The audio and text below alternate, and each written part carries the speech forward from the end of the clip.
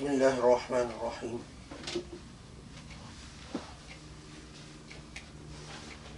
بسم الله الرحمن الرحيم. إن الحمد لله نحمده ونستعينه ونستغفره ونعوذ بالله من شرور أنفسنا ومن سيئات أعمالنا،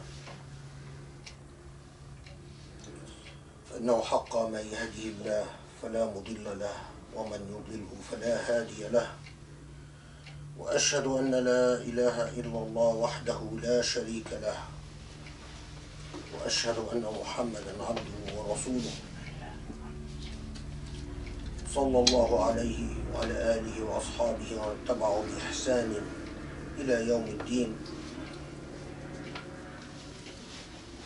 الله وحده لا شريك له، المنان بديع السماوات والأرض ذو الجلال والإكرام الحي القيوم، الله السلام ومنه السلام، تبارك ذا الجلال والإكرام.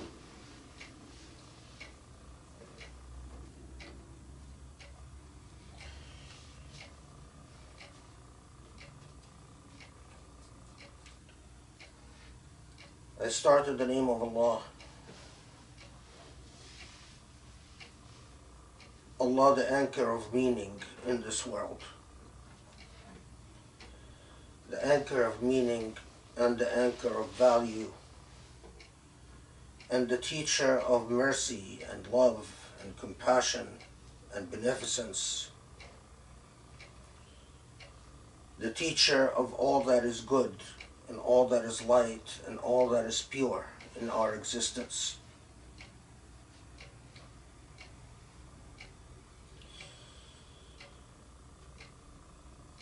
And I pray for peace and blessings upon the final prophet, Muhammad ﷺ, the last of the Abrahamic line of prophets. Peace and blessings be upon all of them through the centuries, who came to this world as educators and moral leaders to affirm in us, to affirm in humanity the accounts of justice and the value of worth and the value of accountability and the value of meaning and purpose, and indeed the value of life itself.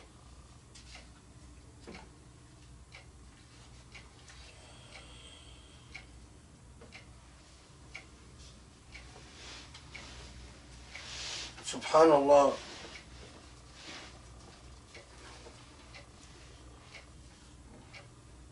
Subhanallah, that so much of our faith and so much of, from the very beginning of the saga of the prophets of Allah, the prophets of God to our very day, one prophet after another, they would teach the moral lesson of meaning. By meaning, I mean that we are not the result of a coincidence, and we are not the result of some accident. That from the moment of the inception of creation, there is an intentionality for our existence. We exist, each of us on this earth exists because of a divine intent for us to exist. We are not the result of some accident, and we are not the result of some coincidence or happenstance.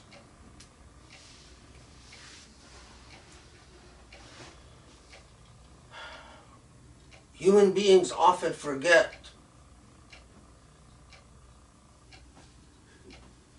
the monumental importance of that.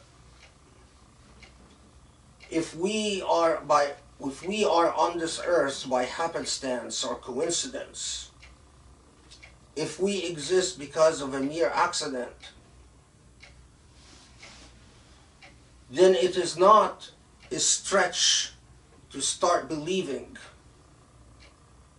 that some of us are worth more than others, that some of us have a right to exist more than others, or that some of us have a right to happiness more than others.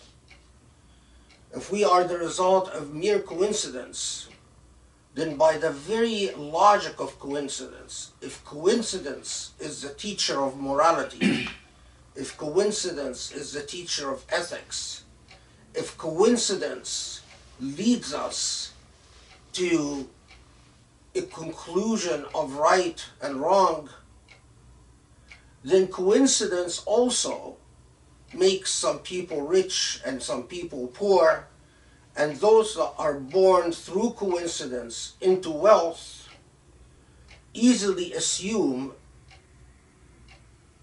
that luck has favored them. And because luck has favored them, they give themselves more value over other human beings.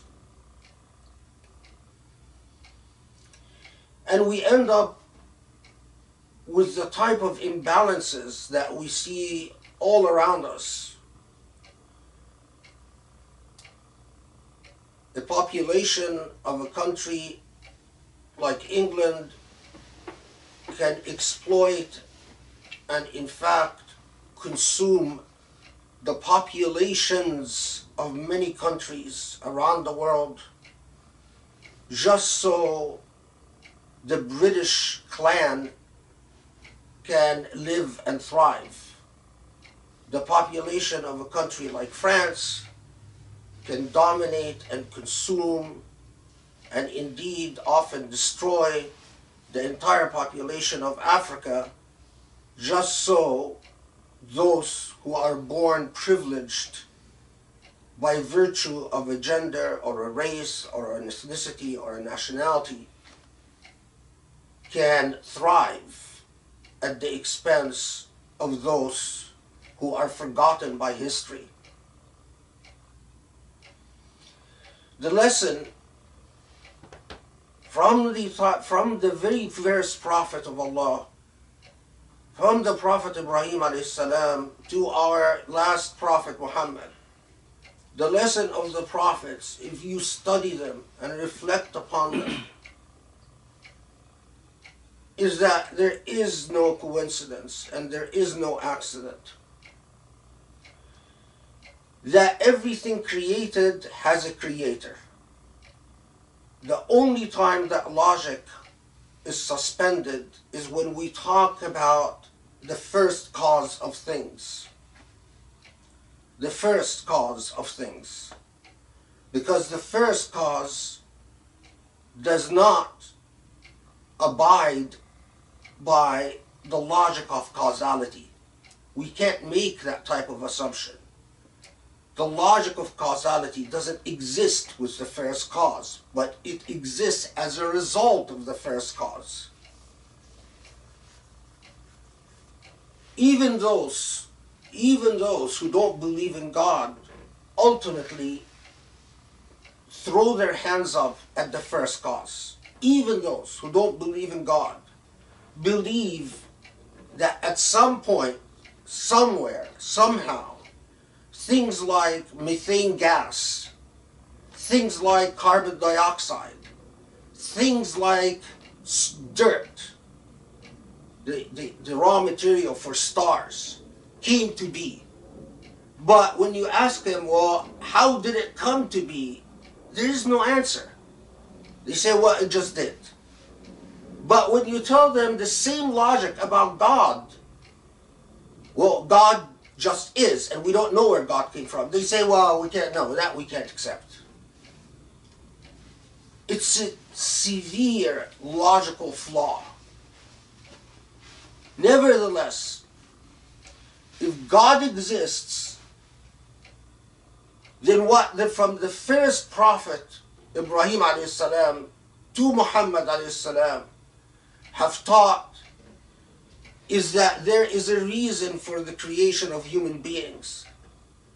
And that reason is not necessarily a justification.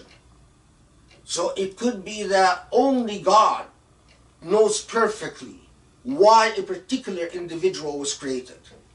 But what you cannot deny is that God chose for every human being on the face of this earth, Muslim and non-Muslim, to exist. And that not only that, but Allah, for every human being, has created an entire, let's use the word, bureaucracy or institution for accountability. For every human being, there's a qareen, or a jinn type creature that is the negative face of the positive energy, if you will. Like for every matter, there's dark matter. They are the other side. And for that, there is also, for every human being, angels that record your deeds and record your life meticulously. You are never alone. Add to that Allah is always present with you. Every human being on the face of this earth is so important. And that is why Allah tells us that if you kill one human being, it's as if you've killed all of humanity. Or you save one human being, it's as if you've saved all of humanity. Because it defies the logic. It defies the order of divinity for you to destroy God's creation. Even if it's just the murder of a single human being. You've negated divinity by murdering one human being. And you've affirmed divinity in saving one human being.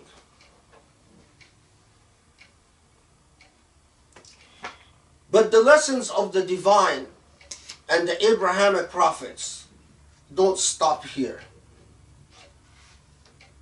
Think of every prophet that Allah has sent, and think of what secretive, powerful element allowed the prophet to build a community that educates the world.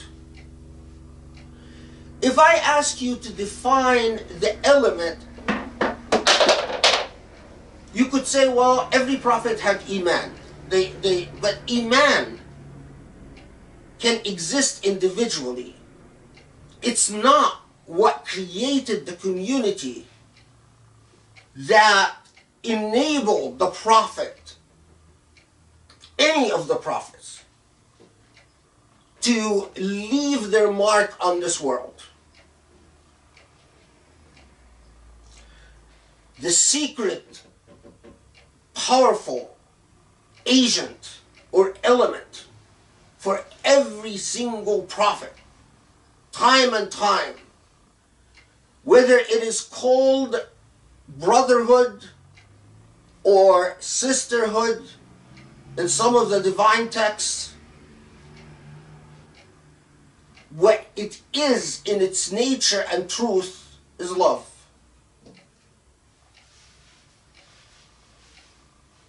Witness the number of stories that manifest the intensity of love between the Prophet Ibrahim ﷺ and his disciples and his family, his wives and his children and his disciples.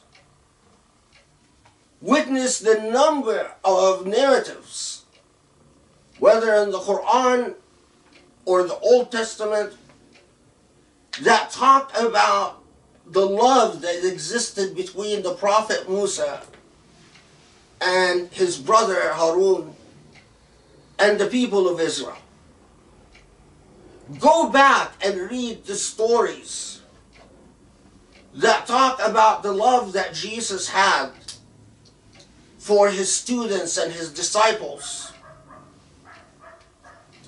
and for his people, and his passionate desire to see his people reform their ways out of love, out of care, out of passion. Those who want to understand the fundamental relationship that marked the entire legacy of the Prophet Muhammad ﷺ in Mecca and Medina will find the secret gel and bond of love between Muhammad and his people. Whether the Muhajirun, the Ansar, or even later on the Meccans that he forgives and embraces so lovingly, although they lived a lifetime fighting him. This is why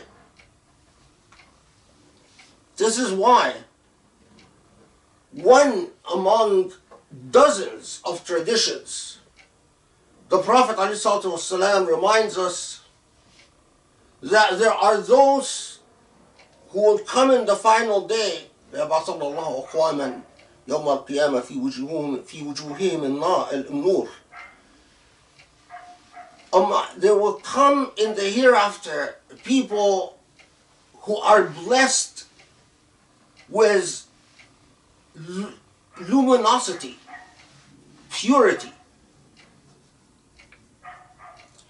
Who are these? The answer is very simple. Al-Mutahabbuna fillah. Those who love one another, not because they're attracted to one another's personality, not because they find it advantageous to like one another, not because circumstances created a family bond between them or whatnot, but because they love one another for the sake of Allah. Now, modern Muslims often think that for the sake of Allah means that I love you according to some formula found in the Sunnah, the tradition of the Prophet ﷺ. But in fact, no. It's that fundamental decency, fundamental trait of character that makes you understand the worth of a human being as God's creature, that makes you understand that every human being on the face of this earth has a reason and a purpose, and that you have a reason and a purpose, and that if you respect Allah, you will respect Allah's creation, and that if you love Allah, you will love Allah's creation.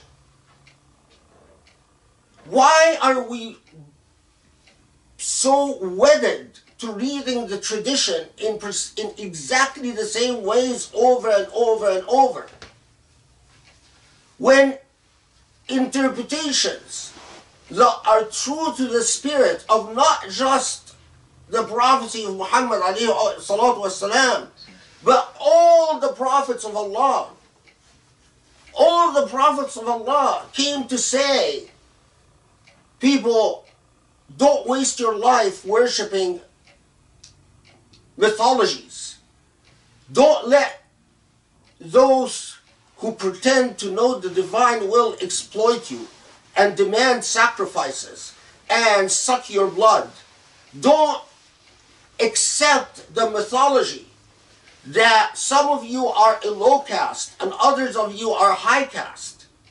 Don't believe that some of you exist because Allah have made you chosen people, and others are not chosen. Go back and read the prophecy of the prophets But this time, read them in relation to one another. And you'll find the message is always the same. You are here because Allah chose for you to be here. You are here because God has a purpose and an intentionality. And that whether you understand this intentionality or purpose or not, you are worth so much that even the heavens take record of you. The heavens follow everything you do, day by day, minute by minute. Every human being, when you kill a human being, you've committed an offense against the heavens, against Allah, because now it's as if you've exercised your will over and above God's intent and objective in saying this human being will exist. When you act like certain human beings are worth more than others.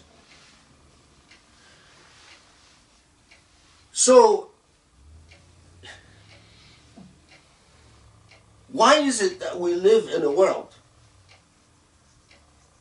where millions can be exterminated in a genocide in Rwanda,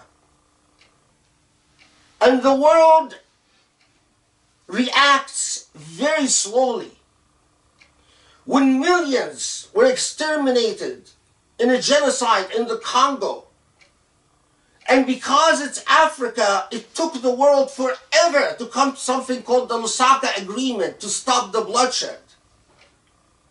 Why is it that we exist in a world where NATO took affirmative action in Kosovo only because Kosovo is in the heart of Europe and the victims were white? Meanwhile, there is an ongoing genocide in Yemen, and the world half-heartedly does something. Ongoing genocide in Libya, and the world contributes to the chaos, makes it an opportunity to sell weapons and to get rich. Leave alone the horrendous genocide in Syria. Why is it that when Eastern Europe overthrew despotism and wanted to build democratic states, whites, meaning Europe and the US and Canada, helped Eastern Europe democratize and continue to help? And when dark-skinned people aspire to build democracies, the world looked to profit first before anything else. And if democracy did not yield profits, we did not help any dark-skinned country build a democracy. We often, especially when it came to the Muslim world, we threw all types of obstacles in their paths. The way we support the Haftar in Libya is proof enough for you. Haftar is a completely American invention. A man who stayed, who was brought after he fell captive, a Libyan military general who was captured in Chad. The CIA interfered with Chad, told him, give us Haftar. He lived in the United States at the expense of our intelligence agencies for 20 years. And then when it became time to overthrow the democratically elected government in Libya, the government of Wifaq, we've unleashed Haftar on them. And we fund Haftar. And France funds Haftar. And the Emirates funds Haftar. And Egypt supports Haftar. And Saudi funds Haftar. If you don't understand as a Muslim,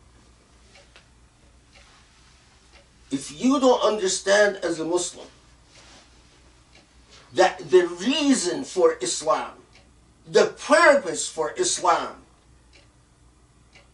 is to rebel, like the purpose for the prophecy of Abraham and Moses and Jesus, is to rebel against classism and racism and elitism and unfair institutions of human society, then for me, you are far removed from Islam as humanly possible. Then your relations to Islam are tenuous at best. It's not your salah, it's not your psalm, it is what is in your heart as iman. Do you look at the world and do you look at every human being and you say, MashaAllah, I know you exist because Allah decided for you to exist. And as someone who believes and loves Allah, I believe and love you. I believe in you and love you. Simply because I believe and love Allah. That's tahabbu fillah. That's tahabbu fillah. Love one another in Allah, in God.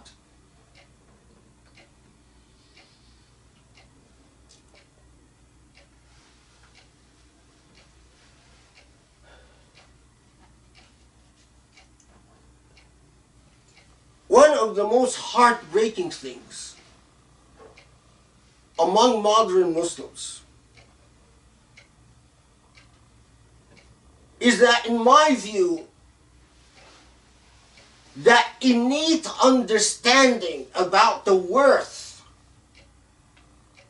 of the created in light of the Creator was intuitive. Because when I look at our past scholars before the modern age, and I look at their ethics within the context of their historical moment, I don't judge them by the standards of my age. I judge them by the standards of their age. And when I look at the epistemological framework of their age, a fancy word to mean the system of knowledge of their time, I find that they cared. They cared because they understood that they lived in something that belongs to Allah and must be honored by Allah, per Allah.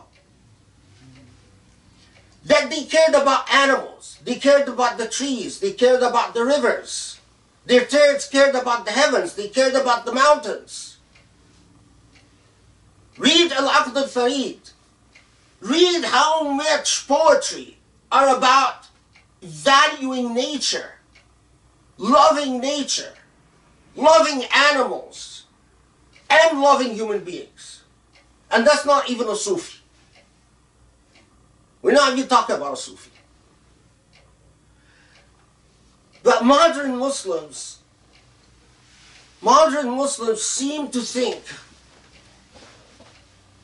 that their Islam is about primarily ritual. And the ritual is an objective in and of itself. Modern Muslims seem to think that you can claim to love Allah but be neutral about what Allah created, or not care who suffers and who lives and who dies. This translates in a concrete way for me in the field of human rights. I've said it before and I say it again. The reason I care about human rights, and I say this among all the human rights activists that I have met and worked with, I tell them the reason I care so much about human rights is because I'm a Muslim. They look at me and smile as if I am saying something just to sound smart, or I'm giving them dogma. I don't blame them, because that's not what they're accustomed to from Muslims. That's not what they're used to from Muslims.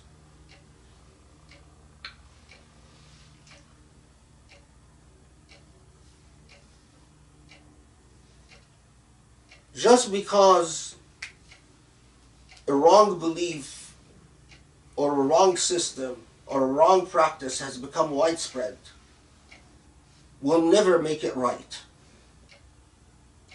And this basic theological premise that I'm talking about is the heart and core of Islam, the Islam of Muhammad alayhi salam, and the Islam all the way to Ibrahim alayhi salam. Tahabbu fillah. Love everything through God, by God, for God. قولي هذا واستغفر الله لي ولكم صلى الله عليه وسلم.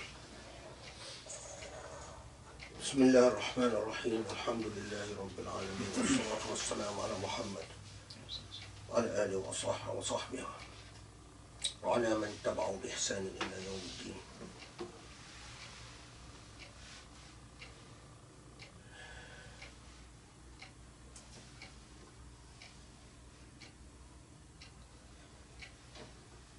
Recently,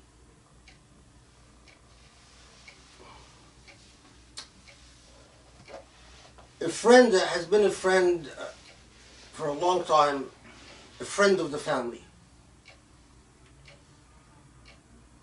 A family that is an observant,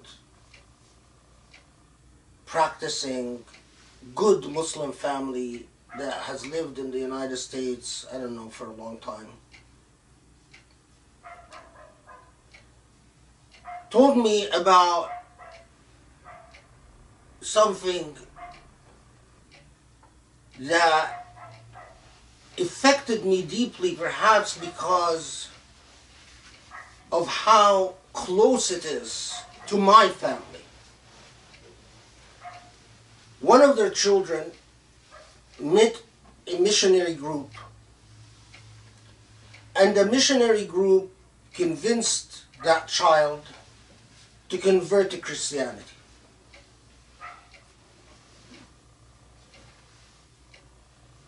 But in the conversion to Christianity, the missionary group did not sell the theology as a pristine, abstract idea to believe in, but sold Christianity through an extensive dosage of Islamophobia.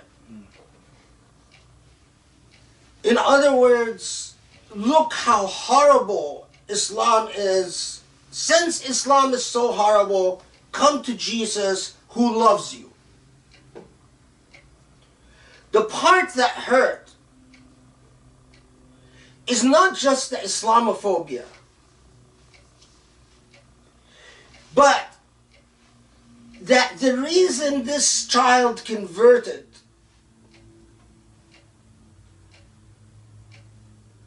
is because this child found among that Christian missionary group a group that gave that child plenty of hugs, plenty of loving. While in Islamic centers, they go in and they find coldness and lack of passion and lack of warmth. They find the Imam far more concerned about lowering His Majesty's gaze than about your feelings. The Imam won't look at a woman. Won't even look at a woman when he's talking to a woman. We'll find people insisting on women being limited to their space in the center instead of women praying alongside men as their equals. We'll find a huge deal whether a woman can speak in an Islamic center or not. We'll find that when they pray, 10 eyes by fellow women are on her, on whether her hijab is on right or wrong, or whether her hair is showing or not.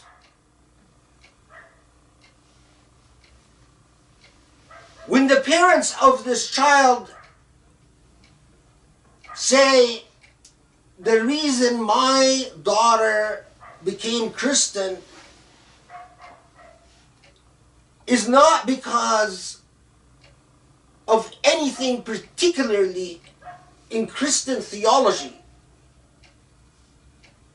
but because the experience with Islamic centers, and even to be more specific, in Southern California, so we don't say the US, Southern California, was alienating to an intelligent, smart, respectable American Muslim woman growing in these centers, growing up in these centers.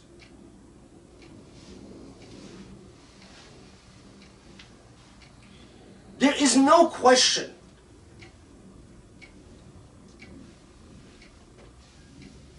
if a person finds that, let me restate this. I respect a person's belief, whether it is with Islam or with some other faith. That is something that I respect.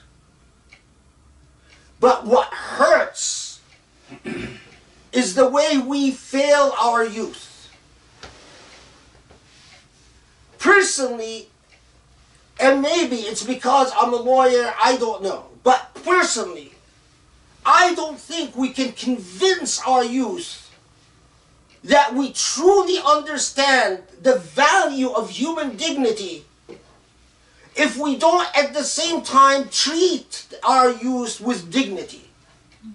And treat our youth with dignity doesn't come through pretending to respect them. Because they're very smart. They're going to pick up on the fact whether you don't respect them or you don't respect them. Whether you think just because you know Quran and Sunnah, you are somehow higher than them, or you treat them as an equal. They pick up on that. Every imam acts like they're God's gift to earth. They're always looking high, looking up high. Most imams won't even shake hands with a woman. We failed this girl and so many others. We failed them. When the most educated and the most accomplished among us in our communities, we chase them away, we don't attract them. You are smart, you're educated, you're talented, we don't want you. What do you expect? But what are you going to tell Allah? I don't know. I'm sure that the imam of that place where this girl grew up, it doesn't even occur to him that Allah will come and say, you are responsible for the various ways you've alienated this girl.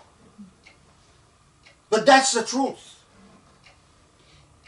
We don't teach the fact that Islam was the religion of the Prophet Ibrahim, and Islam is the religion of all the prophets. And what it means is tahabu fillah. Love one another for Allah and through Allah. And we don't even have to say Allah, it's God. Ilahuna wa ilahukum wahid. Our God and your God is one.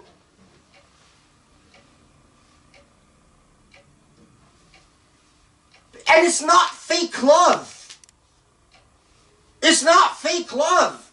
It's a love that comes from giving every human being their worth and dignity. Worth and dignity. And we have an expression in the modern world that describes the worth and dignity of human beings. 2 words. Human rights. You cannot pretend to be a good Muslim in this day and age if you don't respect human rights. If human rights is not a core part of your theology and iman, then there's no hope. I'll give you one final example. All of you know that the death of Muhammad Mursi, and again, it's not the issue of Muhammad Mursi, it's the violation of the human rights of this human being until he died in an Egyptian prison, caused the rift between me and the Islamic Center of Southern California, and caused the Islamic Center of Southern California to blacklist me. Recently, the UN rapporteur, Calamari, issued a report. She's a special reporter on extrajudicial killings for the UN. Issued a report about the murder of Muhammad Mursi through negligence and intent. And read the report. The thing that kills me is that all the discussions about the importance of a human rights report like that comes through and by non-Muslims. Even when the report came out, those same Egyptians that insisted on censorship in the Islamic Center of Southern California never cared about the report, never played a role, never even read it, didn't even think of an apology. Recently, another report came out by Amnesty this time about extensive human rights violations, including the life of a woman called Aisha Shater, who has a rare disease that causes her to constantly bleed. And Amnesty is warning and calling upon the world to pay attention to the plight of this poor woman in Egyptian prisons who is on the verge of tortuous death. Again, all the people who care about what happens to Aisha Shater are not Muslim. In the midst of the bloodshed that we see in Libya, the murder of children and civilians, the Emirat supports Haftar, who bombs civilians, and not only that, but even plays a role in modern day slavery by capturing and selling people, his officers, where the International Criminal Court even indict one of Haftar's officers, called the Warfandi, who's actually supposed to be surrendered to the International Criminal Court, and Haftar refuses to surrender him. And the slaughter that Saudi Arabia and the Yemen and Egypt and Sudan are sponsoring in Yemen, we have Hamza Yusuf come up and give a public lecture where he thanks Yemen for its great leadership of the Muslim world and great act of tolerance and teaching Muslim tolerance. So, UAE. And praising the Emirat, despite the slaughter in Yemen, and despite the slaughter in Libya, and despite the slaughter in so many other places in Africa. I could go on. Let's not even start talking about the Uyghur Muslims of East Turkestan and the way we have failed them. 3 million people suffering daily, and Muslims are absent. You cannot claim to be a good Muslim if you don't care about human rights issues. Human rights is the modern epistemology for saying I respect the dignity and worth of every human being, and I respect the dignity of worth of every human being because I respect Allah's creation, and not just respect Allah's creation, but because I love Allah, I love Allah's creation. This is the faith. This is what Islam is about. Even if it is that I am the only, even if it happens or it transpires that one day comes where I am the only one articulating this message, I know it to be the truth. I know it that that's what all these books taught me through an entire life spent reading the Islamic tradition. أقول قولي هذا واستغفر الله ولكم إني داع فأمن. اللهم اعف عنا، اللهم ارحمنا، اللهم اغفر لنا، اللهم اهدنا لأقرب منهاج رشدا واصلح حالنا يا رب العالمين. Allah forgive our sins, guide us and help us so we could become better Muslims. Show us the light of the beauty of your light and grant us the favor of anchoring the beauty of your light in our hearts and our intellects. Allah.